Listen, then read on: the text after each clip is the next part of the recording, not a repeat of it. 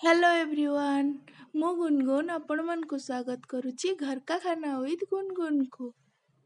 जदि आपण माने मो चैनल रो वीडियो को नुआ करी देखुचंदी तेबे मो चैनल को सब्सक्राइब करिया को बिल्कुल भी भूलिबेनी। आज मु आपण पई south Indian famous dish sambar recipe नै के आछी। या बहुत ही हेल्दी और खाया पई भी बहुत टेस्टी। मु आज आपण को कहबी घरे आपण केमती सहजरे सांबर रेसिपी बनै की खाइ परिबे। यह आपण गरम गरम भात इडली डोसा बरा कौतरे हेले भी खाई परिबे बहुत टेस्टी लागिबो।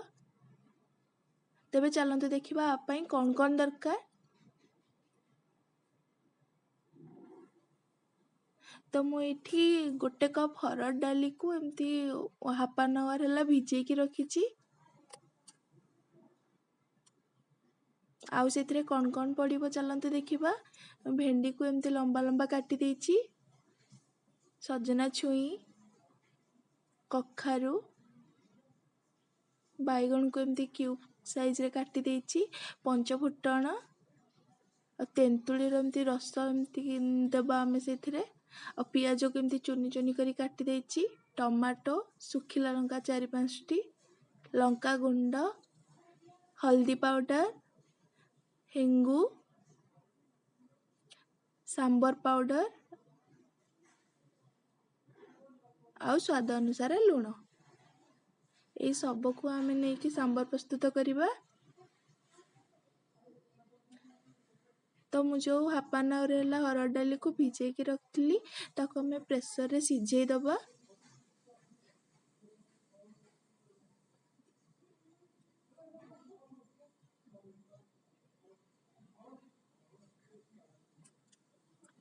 तो इथरा मु 2 ग्लास पानी दे दोची।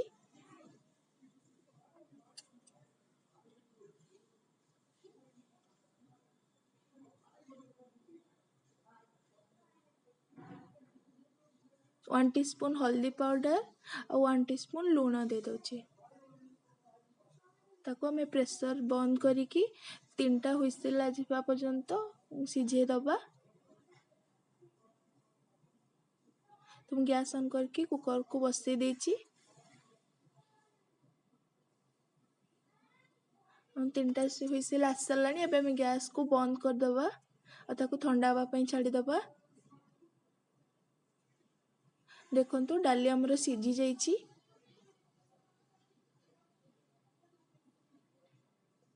एबे हमें गोटे कड़ाई को गैस रे बसई दबा और सेइतरे जो सिझा डाली ताको ढाली दबा।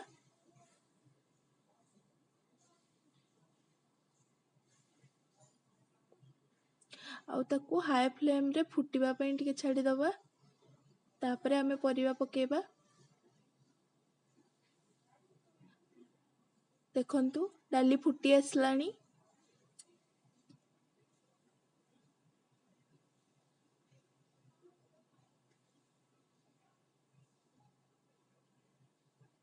एबे हमें इतरे सब परिबा गुडी को पकेबा।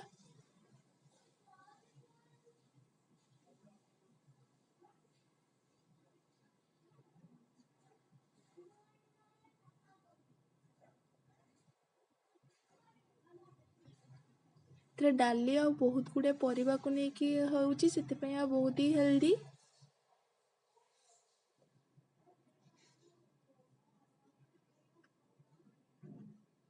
डाली रे लूण देइथिले आउ आपण देखिकी स्वाद अनुसार इथरे लूण देबे। तापर हमको कवर करके सिझिबा पई छाड़ दबा।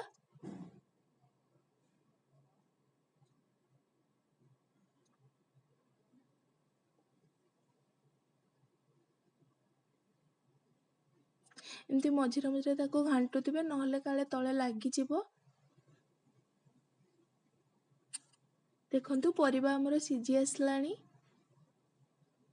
एबे हम इथरे टमाटो दे दबा और जो सांबर पाउडर रखथिबा ताको भी दे दबा।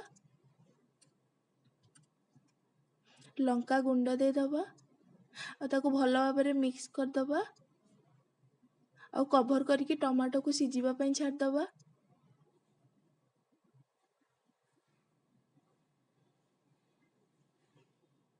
ଏବେ ଆମର ଟମାଟୋ ସିଝି ଯାଇଛି। ଏବେ ଆମେ ଯେଉଁ ଭେଣ୍ଡି କାଟିକି ରଖିଥିବା ତାକୁ ଦେଇଦେବା, କାହିଁକିନା ଆମେ ଆଗରୁ ଭେଣ୍ଡି ପକାଇଥିଲେ ତାକୁ ବେଶୀ ସିଝି ଯାଇଥାନ୍ତା, ସେଥିପାଇଁ ଆମେ ପରେ ହିଁ ଦେବା ଭେଣ୍ଡିକୁ। ଆଉ ଆମେ ଯେଉଁ ତେନ୍ତୁଳିକୁ ଭିଜେଇକି ରଖିଥିଲେ ସେଇଟା ବି ଦେଇଦେବା। ଆମେ ଡାଲିରେ 2 ଗ୍ଲାସ୍ ପାଣି ଦେଇଥିଲେ, ତ ଆପଣଙ୍କୁ ଯେତିକି ଝୋଳ ଦରକାର ସେଇ ଅନୁସାରେ ଏଇଥିରେ ପାଣି ଦେଇଦେବେ।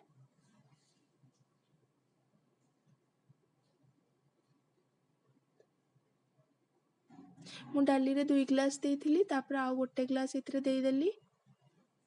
ଆଉ ତାକୁ କଭର୍ କରିକି ଭେଣ୍ଡିକୁ ଟିକେ ସିଝିବା ପାଇଁ ଛାଡ଼ିଦେବା।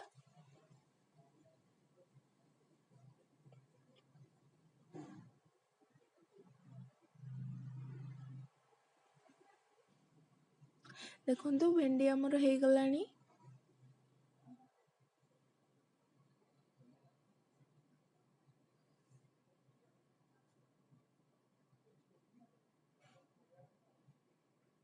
ଭେଣ୍ଡି ହେଇଯାଇଛି।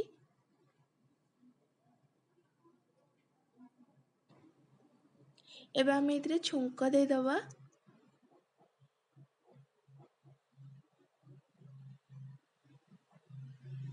ତ ସେଥିପାଇଁ ମୁଁ ଗ୍ୟାସ୍ରେ କଡ଼େଇ ବସିକି ଗରମ କରିଦେଇଛି, ଆଉ ସେଥିରେ ଅଳ୍ପ ଟିକେ ସୋରିଷ ତେଲ ବି ଗରମ କରିକି ସେଥିରେ ଟିକେ ହେଙ୍ଗୁ ପକାଇ ଦେଇଛି। ଏହାଦ୍ୱାରା ଟେଷ୍ଟ ବହୁତ ଭଲ ଆସିବ।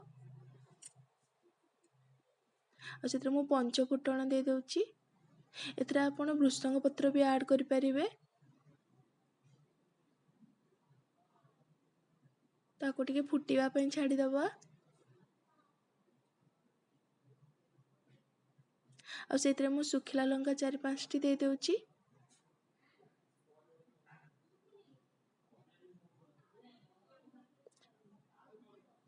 ଆଉ ସେଇଥିରେ ମୁଁ ଚୁନି ଚୁନି କଟା ହେଇଥିବା ପିଆଜ ଯେଉଁ ରଖିଥିଲି ତାକୁ ଆଡ଼୍ କରିଦେଉଛି।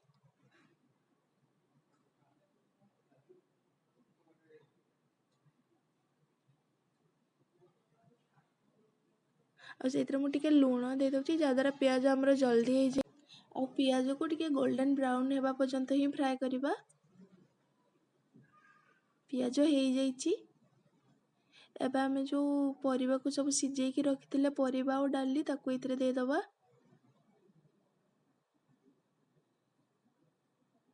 ଆଉ ଆକୁ କଭର୍ କରିକି ହାଇ ଫ୍ଲେମ୍ରେ ଟିକେ ଫୁଟିବା ପାଇଁ ଛାଡ଼ିଦେବା।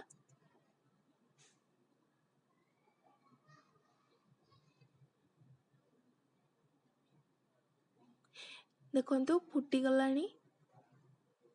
ଏବେ ଆମ ସମ୍ବାର ରେଡ଼ି ହେଇଯାଇଛି।